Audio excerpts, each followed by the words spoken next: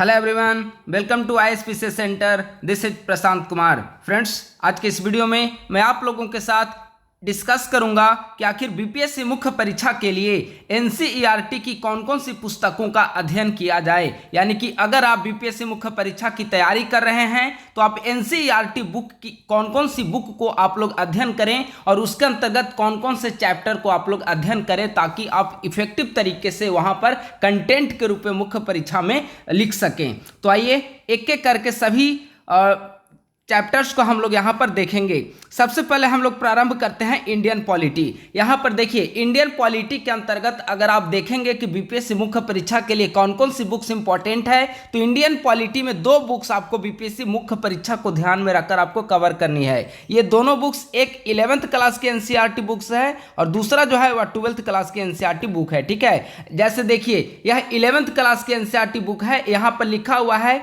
Book का नाम है भारत का संविधान, सिद्धांत और व्यवहार। आप इस बुक को अगर आप परचेज करेंगे और इसके महत्वपूर्ण आप कंटेंट को देखेंगे तो आपको कई बार ये लगेगा कि ये बीपीएससी मुख्य परीक्षा के लिए काफ़ी ज़्यादा इंपॉर्टेंट है। जैसे अगर आप क्लास 11th की भारत का संविधान बुक को देखें, एनसीईआरटी बुक को, तो इसके अंतर्गत टोटल 1 से लेकर 10 चैप्टर इसमें दिए हुए हैं। ठीक है, इन 10 चैप्टर में कई ऐसे चैप्टर हैं जहां से डायरेक्टली प्रश्न बीपीएससी मुख्य परीक्षा में पूछा जा सकता है। जैसे संविधान क्यों और कैसे, इसमें संविधानवाद की भी चर्चा की गई है। ठीक है, संविधान चैप्टर के अंतर्गत, फर्स्ट चैप्टर के अंतर्गत संविधानवाद की भी चर्चा की गई है और यह जो संविधानवाद है वह बीपीएससी के अंतर्गत 63वीं बीपीएससी मुख्य परीक्षा में यहाँ से प्रश्न पूछा गया है। ठीक है, तो यह चैप्टर इंपॉर्टेंट है। अगला है भारतीय संविधान में अधिकार, यह थोड़ा सा कम इंपॉर्टेंट है। अगला है चुनाव और प्रतिनिधित्व, शॉर्ट नोट्स के लिए यह चैप्टर काफ़ी ज़्यादा महत्वपूर्ण है। ठीक है, कार्यपालिका, बिल्कुल यह लॉन्ग प्रश्न आ सकता है। विधायिका यहाँ से भी लॉन्ग आ सकता है। न्यायपालिका यहाँ से भी लॉन्ग प्रश्न बन सकते हैं। संघवाद है, स्थानीय शासन है, संविधान एक जीवंत दस्तावेज के रूप में, और संविधान का राजनीतिक दर्शन। ये सारे चैप्टर अगर आप देखेंगे, चैप्टर नंबर 4 से लेकर चैप्टर नंबर 10 तक, तो यहाँ से लॉन्ग प्रश्न बीपीएससी मुख्य परीक्षा में पूछा जा सकता है। चैप्टर नंबर 3 जो है यहाँ से शॉर्ट नोट्स बीपीएससी में पूछा जा सकता है और चैप्टर नंबर 1 से पुनः आपको लॉन्ग प्रश्न यहाँ से पूछा जा सकता है। ठीक है, यानी कि अगर आप क्लास 11th की इंडियन पॉलिटी देखें तो बीपीएससी मुख्य परीक्षा के लिए 10 में 10 चैप्टर जो है, सारे चैप्टर मुख्य परीक्षा के लिए इंपॉर्टेंट है। तो आप पॉलिटी सेक्शन में सबसे पहले आप बेसिक अध्ययन के रूप में भारत का संविधान, सिद्धांत और व्यवहार, क्लास 11th की एनसीईआरटी इंडियन पॉलिटी बुक्स को आप जरूर अध्ययन करें। लक्ष्मीकांत के अध्ययन करने से पहले आप एनसीईआरटी बुक को पढ़ें। एनसीईआरटी बुक को पढ़ने के बाद ही आप लक्ष्मीकांत का अध्ययन करें तो ज़्यादा इफेक्टिव होगा। ठीक है, तो सबसे पहले पॉलिटी में 1 नंबर पर आपको पढ़ना है क्लास 11th की इंडियन पॉलिटी। अब आइए क्लास 12th की इंडियन पॉलिटी। देखिए, जो क्लास 12th की इंडियन पॉलिटी है वह व्यवहारिक राजनीति के लिए काफ़ी ज़्यादा महत्वपूर्ण है। इस बुक का नाम है स्वतंत्र भारत में राजनीति, यानी कि स्वतंत्रता के पश्चात से लेकर वर्तमान समय तक भारतीय राजनीति व्यवस्था की प्रकृति किस प्रकार से रही है, इस बुक में पूरा डिटेल बताया गया है। ठीक है, इसमें बेसिकली 1947 से लेकर 1990 तक की राजनीतिक परिदृश्य का वर्णन किया गया है। किस प्रकार से एक दलीय शासन विद्यमान रहा है, लंबे समय तक कांग्रेस पार्टी का भारत में शासन रहा है और कांग्रेस पार्टी के पश्चात किस प्रकार से यहां पर थर्ड फ्रंट की सरकार आई और धीरे धीरे बहुदलीय पद्धति की ओर हमारा देश बढ़ता चला गया। इसके बारे में इससे बहुत बेहतर तरीके से कंसेप्ट दिया हुआ है। तो दूसरे इंडियन पॉलिटी के अंतर्गत सेकंड बुक के रूप में आप प्रेफर करेंगे क्लास 12th की एनसीईआरटी की इंडियन पॉलिटी बुक, स्वतंत्र भारत में राजनीति। पहले नंबर पे भारत का संविधान क्लास 11th की और दूसरे नंबर पे कक्षा 12 की स्वतंत्र भारत में राजनीति। ठीक है, तो इन दोनों बुक को आप इंडियन पॉलिटी के लिए पढ़िए। इन दोनों बुक को पढ़ने के बाद आप लक्ष्मीकांत को पढ़िए। अगर आप ये 3 बुक को फॉलो अच्छे तरीके से कर लेते हैं तो इसके बाद आपको इंडियन पॉलिटी के लिए कुछ भी पढ़ने की आवश्यकता नहीं होगी। आइए इसका चैप्टर को हम लोग देखते हैं। राष्ट्र निर्माण की क्या चुनौतियां हैं। ठीक है, ये शॉर्ट नोट्स में पूछा जा सकता है, राष्ट्र निर्माण की चुनौतियां। एक दल के प्रभुत्व का दौर, बिल्कुल यह महत्वपूर्ण प्रश्न है, यहां से लॉन्ग पूछा जा सकता है, लॉन्ग प्रश्न। नियोजित विकास की राजनीति, यह भी लॉन्ग प्रश्न के लिए इंपॉर्टेंट है। भारत के विदेश संबंध, यानी कि स्वतंत्रता के आसपास का जो समय था उस समय भारत का विदेश नीति किस प्रकार का था, यानी कि इसमें गुटनिरपेक्षता, नॉन अलाइन्ड मूवमेंट की चर्चा होगी, नाम की चर्चा होगी, शीत युद्ध के दौर की इसमें चर्चा की गई होगी, कई सारी चीज़ों का इसमें चर्चा किया गया होगा जो कि आपको मेंस के लिए इंपॉर्टेंट है। यह आपको आईआर में भी काम आएगा, तो आप बिल्कुल इसे नहीं छोड़ें।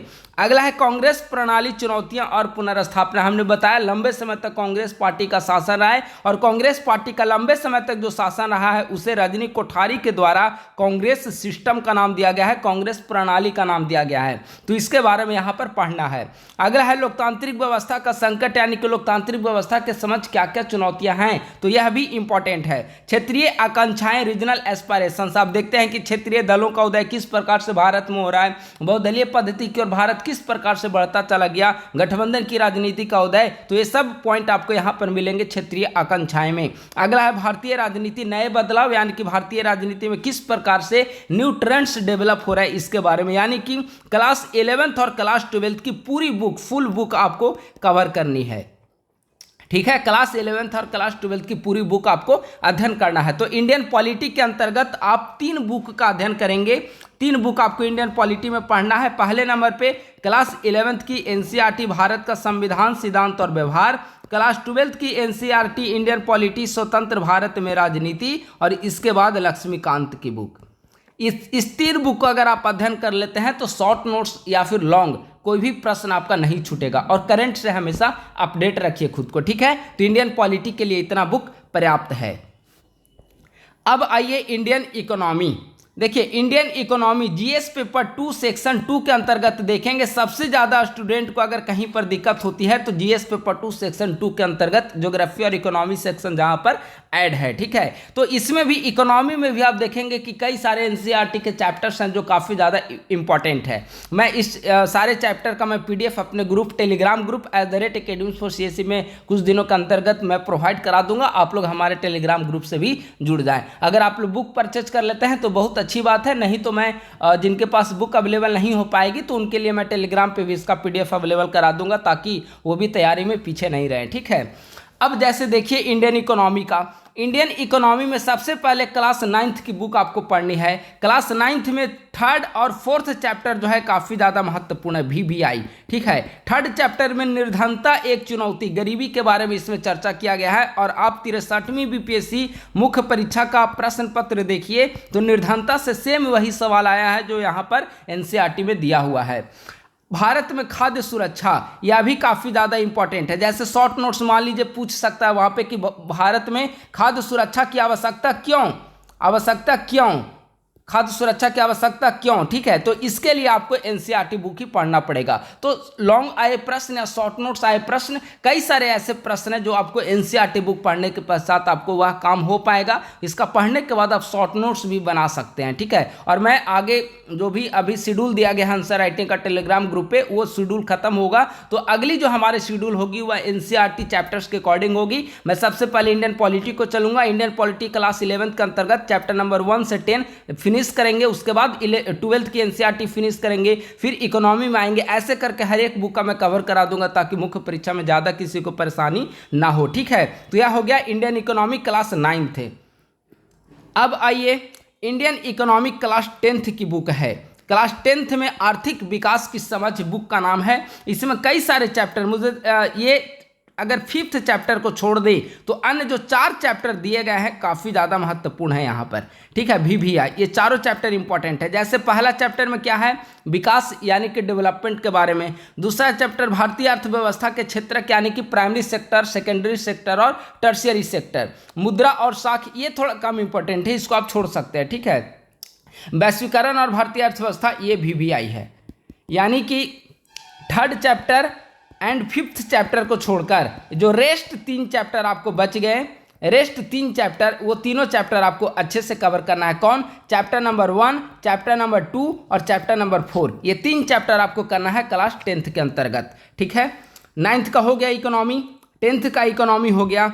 अब आइए 11th की इकोनॉमी। देखिए 11th की इकोनॉमी जो है वह काफ़ी एकदम इम्पॉर्टेंट बुक है। इसमें फुल बुक आपको कवर करनी है, फुल बुक, पूरी बुक आपको इसमें पढ़ना है। ठीक है, जैसे देखिए इकाई 1 में 2 अध्याय दिया हुआ है। पहला अध्याय स्वतंत्रता की पूर्व संध्या पर भारतीय अर्थव्यवस्था, यानी कि जब भारत को आज़ादी मिली थी उस समय भारतीय अर्थव्यवस्था की क्या स्थिति थी, औपनिवेशिक अर्थव्यवस्था की प्रकृति किस प्रकार की थी। ठीक है, पहले चैप्टर में इसे आपको डिफाइन इसमें किया गया है। दूसरा चैप्टर है भारतीय अर्थव्यवस्था 1950 से लेकर 1990 तक का, यानी कि पहले चैप्टर में 1947 तक की भारतीय अर्थव्यवस्था, दूसरे चैप्टर में 1950 से लेकर 1990 तक की भारतीय अर्थव्यवस्था का वर्णन किया गया है। और तीसरे चैप्टर में आप देखेंगे 1990 के बाद की, यानी कि जैसे ही भारत में एलपीजी का कॉन्सेप्ट आया, लिबरलाइजेशन, प्राइवेटाइजेशन और ग्लोबलाइजेशन का कॉन्सेप्ट भारत ने अडॉप्ट किया, यानी कि 1990 के बाद की भारतीय अर्थव्यवस्था का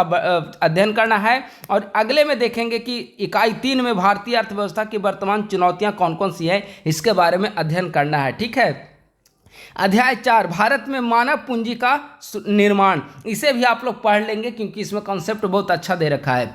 5वां है ग्रामीण विकास, बिल्कुल आप इसे पढ़िए, अगर इससे मेंस में प्रश्न जीएस में नहीं आए तो ऐसे में यह आपको काम आएगा। ठीक है, इससे कहीं ना कहीं आपकी थिंकिंग है, थॉट प्रोसेस जो है वह डेवलप होगी, तो बिल्कुल चैप्टर को मत छोड़िए। अगला है रोजगार वृद्धि, अनौपचारिकरण और अन्य मुद्दे, ये आप देखेंगे कि इकोनॉमी सेक्शन के लिए काफ़ी ज़्यादा महत्वपूर्ण है। इसमें बेरोजगारी की चर्चा किया गया है, इसमें सरकार और रोजगार सृजन की चर्चा किया गया है, स्वरोजगार की चर्चा है, श्रमिक और रोजगार की चर्चा है, तो कई सारे इसमें इंपॉर्टेंट पॉइंट्स है जो काफ़ी ज़्यादा महत्वपूर्ण है। अगला है सस्टेनेबल डेवलपमेंट, पर्यावरण और धारणीय विकास, या काफ़ी ज़्यादा महत्वपूर्ण है, VBI, आप लोग इसे भी अच्छे तरीके से कर लेंगे और ये इसे आप छोड़ सकते हैं। हालांकि इसे आप पढ़ेंगे तो आपको ये पता चल पाएगा कि डिफरेंट भारत के जो पड़ोसी देश हैं उन्होंने किस प्रकार के आर्थिक मॉडल को अपनाया है। इसमें बेसिकली पाकिस्तान और चाइना, इन दोनों देशों का कंपैरिजन किया गया है, भारत के साथ बताया गया है कि किस प्रकार चाइना की इकोनॉमी भारत की तुलना में अधिक इमर्ज कर गई है। जैसे हमने 1990 में एलपीजी की नीति अपनाया और चाइना हमसे 10 वर्ष पहले एलपीजी की नीति चाइना ने अडॉप्ट कर लिया था। तो ये सारे पढ़ने से कहीं ना कहीं एक आपके पास अनुभव आएगा और जो वर्तमान समय में भारत चीन प्रतिस्पर्धा इकोनॉमी में देखने को मिलती है उसे आप जोड़कर कनेक्ट कर पाएंगे और ज़्यादा चीज़ें स्पष्ट हो पाएगी, तो आप इसे भी पढ़ सकते हैं। ठीक है, यानी कि इंडियन इकोनॉमिक क्लास 11th की जो एनसीईआरटी बुक है वह पूरी बुक आपको इसमें अध्ययन करना है। तो इंडियन पॉलिटी फिनिश हो गया, इंडियन इकोनॉमी फिनिश हो गया। अब ये दो तो महत्वपूर्ण हैं, ये दोनों आप एनसीईआरटी के लिए काफ़ी महत्वपूर्ण है। अब आइए इंडियन ज्योग्राफी में। इंडियन ज्योग्राफी हमने देखिए, एनसीईआरटी इंडियन ज्योग्राफी के ज़्यादा इंपॉर्टेंट नहीं है बीपीएससी मेंस के लिए, लेकिन चूंकि अब शॉर्ट नोट्स का ट्रेंड बीपीएससी में आ गया है, जो नया सिलेबस है उसके अंतर्गत यहाँ पर शॉर्ट नोट्स ऐसे पूछे जा रहे हैं, वो हो सकता है कि आपने कहीं पढ़ा भी ना हो। ठीक है, इसमें 5 शॉर्ट नोट्स आएंगे और 5 नहीं, संभवतः ज़्यादा रहते हैं, एक बार आप कंफर्म हो लीजिएगा, यानी कि 4 से 5 मिनट में आपको एक शॉर्ट नोट्स लिखना पड़ेगा।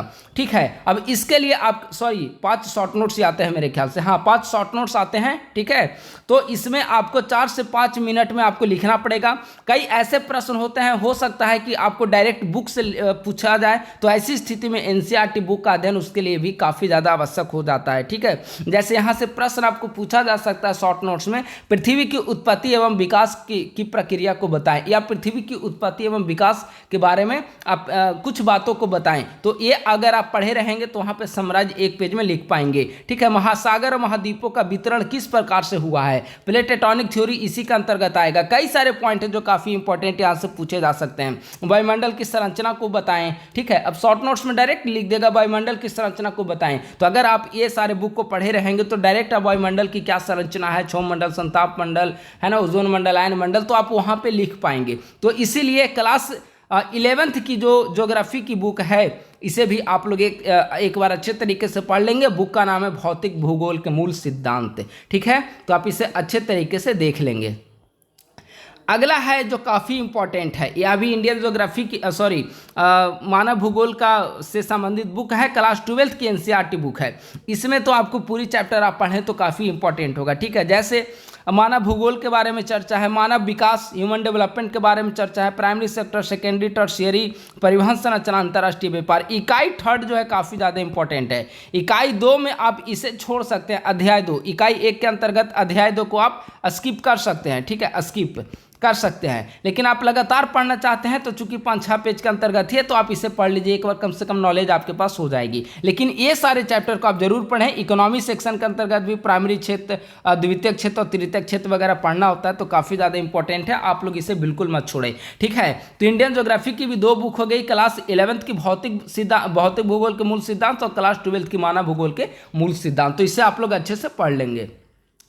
अब साइंस एंड टेक में देखिए, साइंस एंड टेक से पहले आगे हम लोग देख लेते हैं Indian history, art and culture का, ठीक है। तो इंडियन हिस्ट्री के अंतर्गत देखेंगे तो एनसीईआरटी में सिर्फ आपको आर्ट एंड कल्चर का सेक्शन मिलेगा। जैसे अगर आप क्लास 11th की एनसीईआरटी को देखेंगे, भारतीय कला का परिचय बुक का नाम है, इसका पार्ट 1, क्लास 12th में पार्ट 2 है लेकिन वो ज़्यादा इंपॉर्टेंट नहीं है, पार्ट 1 को आप लोग सिर्फ पढ़िए। इसमें मौर्यकालीन कला के बारे में दिया है, तो मौर्य कला बीपीएससी मेंस का सिलेबस है ही, इंडियन हिस्ट्री में आपने पढ़ा ही होगा, ठीक है। इसके अलावा मंदिर स्थापत्य और मूर्ति कला, ये 68वीं बीपीएससी मुख्य परीक्षा में प्रश्न यहाँ से पूछा गया, आपने देखा होगा क्वेश्चन पेपर, तो इसे आपने गौर किया होगा, मंदिर निर्माण की कला को बताना था, ठीक है। इसके अलावा अगर मौर्येतर कालीन प्रवृत्तियां से मौर्य काल की तुलना करने को आ जाता है, भविष्य में कुछ भी पूछा जा सकता है, तो इसीलिए यह चैप्टर इंपॉर्टेंट है, इसे आप लोग पढ़ लेंगे। हाँ, इसमें सेलेक्टेड टॉपिक को पढ़ सकते हैं, जैसे आप पढ़ सकते हैं इसमें 1 नंबर चैप्टर को पढ़िए, 3 नंबर चैप्टर को पढ़िए, 4 नंबर चैप्टर को पढ़िए, 6 नंबर को पढ़िए और 8 नंबर को पढ़िए। ये सिर्फ 5 चैप्टर को आप पढ़कर काम चला सकते हैं। अगर आप और कम पढ़ना चाहते हैं तो 8 नंबर को भी स्किप कर सकते हैं, लेकिन इतना चैप्टर आप जरूर पढ़िए, 1, 3, 4, 6। इससे पढ़ने से आपका कंसेप्ट भी बिल्डअप होगा और हो सकता है न्यू ट्रेंड में जिस प्रकार से 68वीं हिस्ट्री में 1-2 नए प्रश्न पूछे गए हैं तो यहाँ पर आपको काम आ सकता है। अगर मान लीजिए एग्जामिनेशन में पूछ लिया, जैसे 68वीं में पूछा है मंदिर निर्माण की कला को बताएं, अगली बार हो सकता है पूछ ले वो कि मौर्यकालीन कला का मौर्येतर कालीन प्रवृत्तियों के साथ तुलनात्मक अध्ययन प्रस्तुत करें। तो अगर आप ये पढ़े रहेंगे तो वहां पर आपको कहीं कोई कठिनाई उत्पन्न नहीं होगी। तो आप क्लास 11th की भारतीय कला का विकास एनसीईआरटी बुक को परचेज कर लीजिए। यह आपका आर्ट एंड कल्चर के अंतर्गत 2-3 सेक्शन यहां से काफी ज्यादा इंपॉर्टेंट है। अब आइए देखिए, साइंस एंड टेक के लिए देखेंगे तो कोई इंपॉर्टेंट बुक एनसीईआरटी का है नहीं, लेकिन अगर आप जीव विज्ञान देखें, क्लास 12th की बायोलॉजी बुक को अगर आप देखेंगे तो क्लास 12th की बायोलॉजी बुक से कुछ चैप्टर साइंस एंड टेक के लिए इंपॉर्टेंट है। जैसे इकाई 9 में है बायोडाइवर्सिटी, जैव प्रौद्योगिकी, बायोडाइवर्सिटी नहीं, बायोटेक्नोलॉजी, जैव प्रौद्योगिकी। इसके अंतर्गत अध्याय 9 जैव प्रौद्योगिकी सिद्धांत और प्रक्रम और अध्याय 10 काफ़ी इंपॉर्टेंट है, जैव प्रौद्योगिकी एवं उसके विकास, उसके एप्लीकेशन, उसके यूज क्या है, ये काफ़ी ज़्यादा इंपॉर्टेंट है, अध्याय 10 नंबर, ठीक है। जैसे कभी अचानक पूछ लिया जाता है कि जैव प्रौद्योगिकी से आप क्या समझते हैं, जैव प्रौद्योगिकी के विभिन्न क्षेत्रों में उपयोग को बताएं, यह चैप्टर ही उसका आंसर है, ठीक है। अगर आप ये चैप्टर पढ़े रहेंगे तो पूरा का पूरा आप आंसर अच्छे तरीके से लिख पाएंगे। तो यह चैप्टर काफ़ी ज़्यादा इंपॉर्टेंट है, स्पेशली क्लास 12th का जब बायोलॉजी पढ़ेंगे तो इस एक चैप्टर से भी आपका काम हो जाएगा, ठीक है। तो काफ़ी हमने सारे बुक को देखने के बाद यहाँ पर कलेक्ट किया है। इसके अलावा भी और कुछ जो चैप्टर बच गए होंगे उसे मैं आगे आने वाले वीडियो के माध्यम से आप सभी के समक्ष रखने का कार्य करूंगा। तो उम्मीद है कि जितना आज हमने चैप्टर बताया है उन सभी चैप्टर को आप परचेज कर लीजिए, या फिर आप ऑनलाइन डाउनलोड भी कर सकते हैं, या फिर मैं 2-3 दिनों के अंतर्गत इसका पीडीएफ आपने टेलीग्राम पर भी प्रोवाइड करा दूंगा। आप इसे निरंतर 2 से 3, 4, 5 जितनी बार मैक्सिमम आप पढ़ सकते हैं आप इसे पढ़ने की कोशिश करिए। उम्मीद है कि हमारी यह वीडियो आपकी तैयारी के दौरान काफ़ी ज़्यादा मददगार साबित होगी। इस वीडियो को लाइक, सब्सक्राइब और शेयर करना ना भूलें। अपने दोस्तों के साथ इसे अवश्य शेयर करें। थैंक यू सो मच, बहुत बहुत धन्यवाद।